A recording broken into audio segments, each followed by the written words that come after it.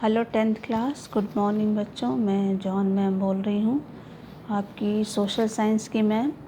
तो एक बार फिर मैं सभी 10th क्लास के बच्चों का सोशल साइंस क्लास में स्वागत करती हूँ। बच्चों, पिछले दिनों हम लोगों ने ज्योग्राफ़ी की जो आपकी सोशल साइंस ज्योग्राफ़ी की जो बुक है, समकालीन भारत भाग 2 है ना, इसका हम लोगों ने लेसन जल संसाधन में हमने आपको मैप बताया था। ठीक है, अब जल संसाधन के बाद हमारा जो चौथा लेसन है वो है कृषि, भारत में कृषि।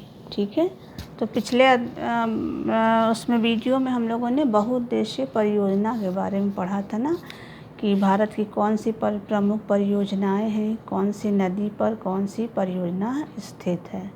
ठीक है, तो आज हम लोग एक नया लेसन शुरू करते हैं, इम्पॉर्टेंट लेसन है ये, और वो है भारत में कृषि।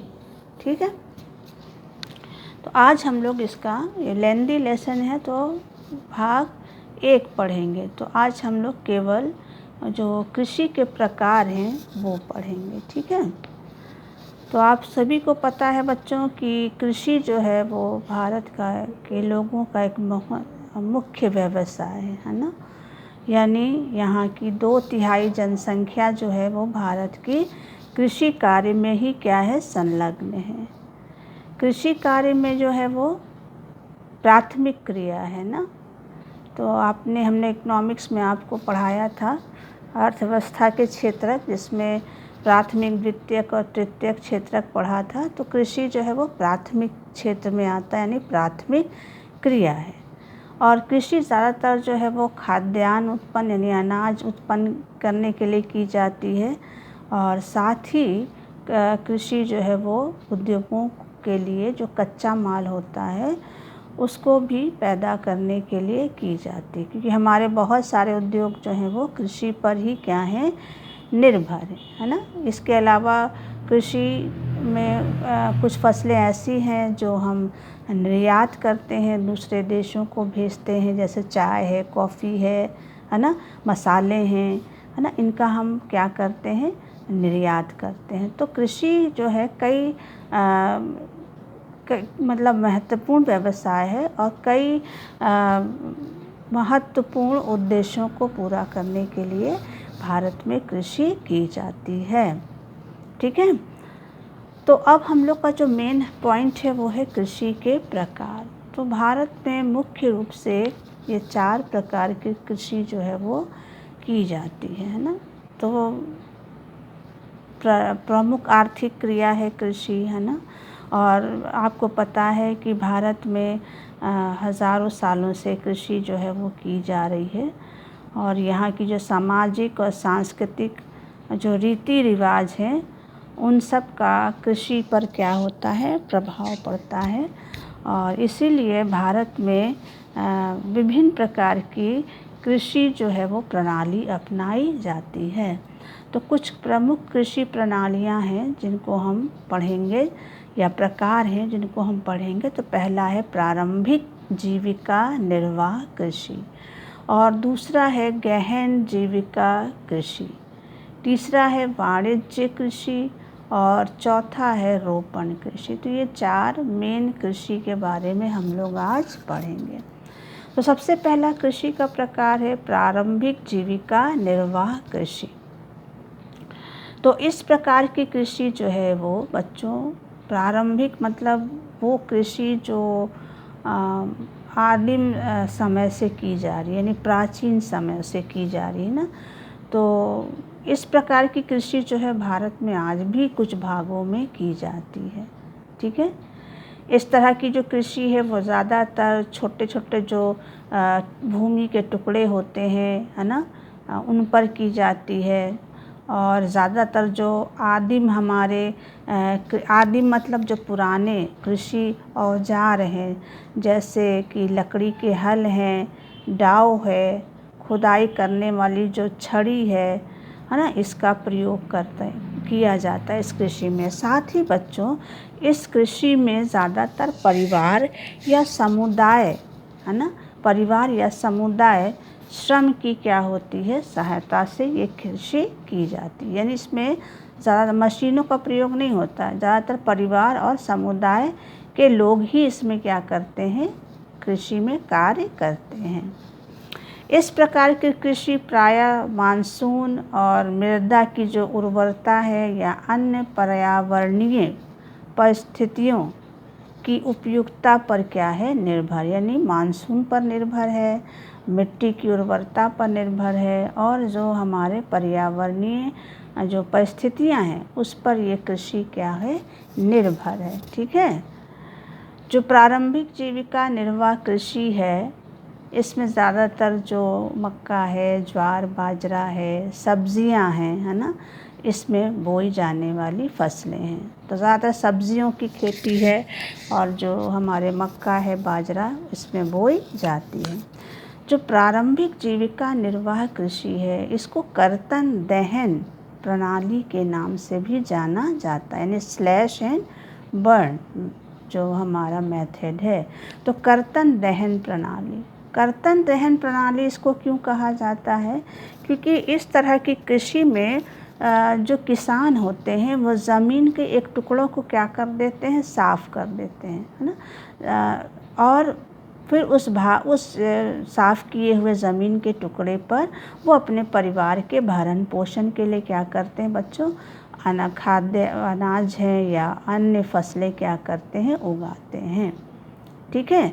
और जब उस मृत भूमि के टुकड़े की उर्वरता क्या हो जाती है, कम हो जाती है ना, उपजाऊपन कम हो जाता है, तो किसान जो है उस भूमि के टुकड़ों को, अभी से मान लीजिए ये भूमि का टुकड़ा है ना, इस पर किसान क्या करता है, खेती करता है। और जब इसकी उर्वरता कम होने लगती तो इसको छोड़ देता है और दूसरे जगह की भूमि को वो क्या करता है, साफ करता है और फिर यहाँ पर कृषि करता है। ठीक है। और इसी तरह जब इसकी उर्वरता कम होगी तो वो फिर दूसरे जगह की भूमि को क्या करता है, साफ करता है और कृषि करता है। तो इसलिए इसको बच्चों कर्तन दहन प्रणाली के नाम से जाना जाता है, क्योंकि स्थान बदल बदल कर की जाती है, परिवर्तित कर दिया जा, परिवर्तन होता रहता है स्थान में, भूमि में, तो इसलिए इसको स्थानांतरित कृषि भी कहते हैं। ठीक है। दहन का मतलब होता है, दहन का मतलब होता है जलाना।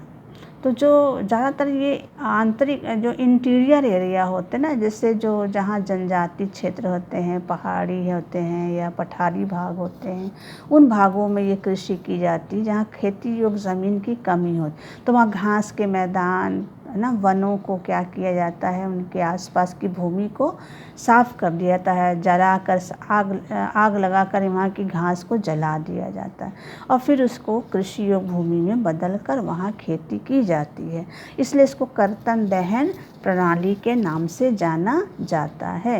और हमने ये भी बताया कि इसको स्थानांतरित कृषि भी बोलते हैं, क्योंकि इसमें स्थान बदल बदल कर खेती की जाती है ना, इसलिए इसको स्थानांतरित कृषि भी कहते हैं। इस प्रकार की जो कृषि होती है उससे प्राकृतिक प्रक्रियाओं के द्वारा जो मिट्टी की उर्वरता जो है वो क्या हो जाती है बच्चों, बढ़ जाती है। ठीक है।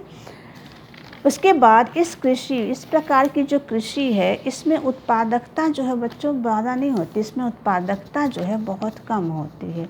अब कम क्यों होती है इसमें उत्पादकता, क्योंकि जो प्रारंभिक जो निर्वाह कृषि है इसमें जो किसान होते हैं वो उर्वरक यानी खाद का, आधुनिक तकनीक का प्रयोग नहीं करते हैं ना, इसलिए उत्पादकता जो है इसमें फसल की या अनाज की क्या होती है, कम होती है।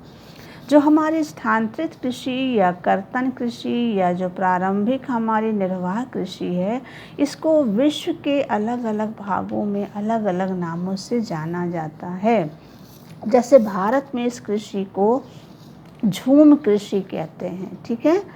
और मैक्सिको और मध्य अमेरिका में इस कृषि को मिल्पा बोलते हैं। वेनेजुएला में इसको कोनुको बोला जाता है। ब्राज़ील में इसको रोका कहते हैं। मध्य अफ्रीका यानी अफ्रीका में इसको मसोले कहते हैं। इंडोनेशिया में इसको लादांग कहते हैं और वियतनाम में इसको रे के नाम से जाना जाता है। जो हमारी प्रारंभिक जीविका निर्वाह कृषि है या जो कर्तन दहन कृषि है, इसको भारत में के अलग अलग राज्यों में अलग अलग नामों से जाना जाता है। जैसे मध्य प्रदेश में इसको वेबर या दहिया के नाम से जाना जाता है। आंध्र प्रदेश में इसको पोर्ट या पेंडा के नाम से जाना जाता है। उड़ीसा में इसको पौमा डाबी या केमान या बारिंगा के नाम से जाना जाता है। पश्चिमी घाट में इसको कुमारी कहा जाता है। राजस्थान में इसको वालरे या वाल्टरे के नाम से जाना जाता है। हिमालय में इसको खिल कहते हैं। झारखंड में इसको करूबा कहते हैं। और जो भारत का पूर्वी उत्तरी भाग है, इसमें है ना हमारे जो नॉर्थ ईस्ट वाले एरिया हैं, वहाँ इसको झूम के नाम से जाना जाता है। तो एक ही तरह की कृषि को अलग अलग देशों में अलग अलग नामों से और भारत के भी अलग अलग भागों में अलग अलग नामों से इसे जाना जाता है। अब दूसरी कृषि कौन सी आती है बच्चों? दूसरी कृषि का प्रकार जो है वो है गहन जीविका कृषि। गहन का मतलब ही क्या है बच्चों? बहुत ज़्यादा, अधिक। तो इस प्रकार की कृषि जो है उन क्षेत्रों में की जाती है जहाँ कृषि योग्य भूमि कम और जनसंख्या ज़्यादा पाई जाती है। यानी वो ऐसे भाग जहाँ पर भूमि पर जनसंख्या का दबाव क्या हो? अधिक हो, है ना। अर्थात जहाँ कृषि योग्य भूमि कम हो और जनसंख्या ज़्यादा हो, ऐसे भागों में गहन जीविका कृषि की जाती है। ठीक है। इस प्रकार की कृषि में बहुत ज़्यादा श्रम की आवश्यकता होती है, इसीलिए इसको श्रम गहन खेती भी कहते हैं। इस प्रकार की कृषि में श्रम के साथ साथ जैविक और रासायनिक उर्वरक, बहुत ज़्यादा पूंजी यानी निवेश, सिंचाई और कृषि उपकरणों की क्या होती है? ज़रूरत है। इन सब के प्रयोग से, है ना, ये कृषि जो है वो की जाती है। इस प्रकार की कृषि भारत में ज़्यादातर जो हमारा सिंधु गंगा के जो मैदानी भाग है ना, उन क्षेत्रों में खेती की जाती है। जैसे हमारा पंजाब है, हरियाणा है, उत्तर प्रदेश है, पश्चिमी बंगाल है, बिहार है, इन सब राज्यों में गहन कृषि जो है वो की जाती है। चावल और गेहूं जो है गहन कृषि की प्रमुख फसलें हैं। ठीक है। तो गहन कृषि मतलब उन भागों में होती है जहाँ कृषि योग्य भूमि कम है लेकिन जनसंख्या जो है वो ज़्यादा है। ऐसे भागों में ज़्यादा श्रम का प्रयोग करके, ज़्यादा खाद का प्रयोग करके, आधुनिक उपकरण का प्रयोग करके और सिंचाई का प्रयोग करके कृषि जो है ज़्यादा से ज़्यादा उत्पादन करने की कोशिश की जाती है। ऐसी कृषि को गहन कृषि कहते हैं। वाणिज्यिक कृषि, वाणिज्यिक कृषि जो है का मतलब ही, वाणिज्यिक मतलब वो कृषि जिसमें ज़्यादातर जो उत्पादन होता है वो व्यापार की दृष्टि से किया जाता है या पूंजी के लिए किया जाता है ना, उसको हम बोलते हैं वाणिज्यिक कृषि, है ना। इस प्रकार की कृषि में आधुनिक निवेश जैसे आधुनिक यंत्र, आधुनिक उपकरण, नई तकनीकी का प्रयोग किया जाता है ना। इसके अलावा अधिक पैदावार या उपज देने वाले जो बीज है, रासायनिक उर्वरक हैं, कीटनाशकों का इसमें क्या किया जाता है? प्रयोग किया जाता है ताकि अधिक से अधिक पैदावार प्राप्त किया जा सके या उत्पादन किया जा सके, है ना। तो इसीलिए इसको हम क्या बोलते हैं बच्चों? वाणिज्यिक कृषि। इस तरह की कृषि की एक और खासियत है कि बड़े बड़े फार्मों में या बड़े बड़े खेतों में की जाती है। ठीक है। इस प्रकार की कृषि जो है वो वाणिज्यिकरण का जो वाणिज्यिकरण है वो भारत के विभिन्न प्रदेशों में अलग अलग है। जैसे कि अब उदाहरण के लिए चावल ले लीजिए बच्चों। चावल एक ऐसी प्रमुख खाद्यान्न फसल है जो हरियाणा और पंजाब में वाणिज्यिक फसल के रूप में जानी जाती है। यानी यहाँ से चावल पर ज़्यादातर व्यापार होता है, भेजा जाता है हरियाणा और पंजाब से। लेकिन वही चावल भारत के दूसरा राज्य यानी उड़ीसा में एक जीविका की फसल है। यानी उड़ीसा में जो चावल होता है वो उड़ीसा के लोगों की क्या है, जो ज़रूरत है उसको पूरा करने के लिए किया जाता है। तो एक ही तो फसल है लेकिन अलग राज्य में उसका क्या है, अलग अलग महत्व। जैसे पंजाब हरियाणा में वो निर्यात के लिए की जाती, व्यापार के लिए की जाती चावल की खेती। वहीं उड़ीसा में चावल इसलिए बोया जाता ताकि उड़ीसा के लोगों को क्या मिल सके, उनकी खाद्यान्न की ज़रूरत को पूरा किया जा सके। तो वाणिज्यिक फसल में केवल चावल ही नहीं बल्कि और भी बहुत सारी फसल है, जैसे चाय है, कॉफ़ी है, मसाले हैं, रबड़ है, केला है, नारियल है। ये भी वाणिज्यिक फसल में आती है क्योंकि इन सब का भी व्यापार किया जाता है। अब आती है हमारी रोपण कृषि। रोपण का मतलब क्या होता है? रोपण का मतलब है रोपना, है ना। जब इस तरह की फसल कृषि में जो पौधे होते हैं, है ना, पौधों को क्या किया जाता है, पंक्तियों में लगा दिया जाता है। ठीक है, रोपण का मतलब रोपना। तो पौधों को क्या कर दिया जाता, पंक्तियों में रोप दिया जाता। और जब पौधे बड़े हो जाते हैं तो उनसे उपज क्या की जाती है, प्राप्त की जाती है। इसलिए इसको रोपण कृषि भी बोलते हैं, बगाती कृषि भी कहते हैं। तो रोपण कृषि जो है वो भी एक प्रकार की कैसी कृषि है, वाणिज्यिक कृषि है कि इसमें जो फसलें बोई जाती हैं वो ज़्यादातर निर्यात करने के लिए, व्यापार करने के लिए की जाती है। रोपण कृषि की जो दूसरी खास विशेषता है वो ये है कि इस तरह की कृषि जो है बहुत लंबे चौड़े क्षेत्र में की जाती है। आपने बागान देखे होंगे ना, चाय के बागान कितने बड़े बड़े क्षेत्रों में। तो इस प्रकार की कृषि जो है लंबे चौड़े क्षेत्रों में की जाती है। और एक ही किस्म की फसल, एकल फसल बोई। एकल फसल मतलब एक ही तरह की फसल बोई। अब जैसे चाय के बागान है तो वहाँ चाय के बागान होंगे। अब चाय में कॉफ़ी नहीं रहेगा या चाय में केला नहीं रहेगा। चाय का फसल है तो केवल वहाँ चाय के ही फसल होगी, है ना। कहवा की खेती है तो केवल वहाँ कहवा यानी कॉफ़ी के पौधे होंगे। केला का अगर बाग है तो केवल वहाँ केले के पेड़ होंगे। नारियल का बाग है तो वहाँ केवल नारियल, यानी कि नारियल के साथ साथ केला भी। तो ये कैसी फसल यहाँ बोई जाती है, एकल फसल बोई। एकल मतलब एक ही तरह की। अगर चाय है तो चाय की फसल रहेगी, कॉफ़ी तो कॉफ़ी की, केला है तो केले की, नारियल है तो नारियल, रबड़ है तो रबड़। तो एकल फसल बोई जाती है। ठीक है, और इस तरह की फसल कृषि जो है वो बहुत बड़े क्षेत्र में की जाती है। ठीक है, इस कृषि में अत्यधिक बहुत ज़्यादा पूंजी और श्रमिकों की सहायता से की जाती है। तो रोपण कृषि की एक और विशेषता क्या है बच्चों, कि ये कृषि अधिक पूंजी और श्रमिकों की सहायता से, श्रम की बहुत ज़रूरत होती है ना, पैसे की भी ज़रूरत। इसके बाद इसकी नेक्स्ट विशेषता क्या है कि इससे जो प्राप्त उत्पादन होता है उसका प्रयोग उद्योगों में कच्चे माल के रूप में किया जाता है ना। किसके रूप में किया जाता है, कच्चे माल, है ना। कॉफ़ी, चाय, रबड़, गन्ना, केला, ये सब क्या है, प्रमुख रोपण कृषि की फसलें हैं। चाय, कॉफ़ी, रबड़, गन्ना, केला, ये सब कैसी फसलें हैं, रोपण फसल हैं।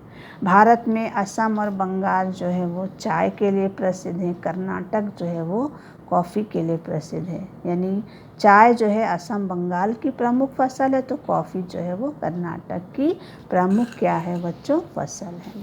तो ये हो गया बच्चों भारत में कृषि के प्रकार। ठीक है, तो अगर आपको कुछ समझ में नहीं आया है तो आप हमसे बाद में पूछ सकते हैं।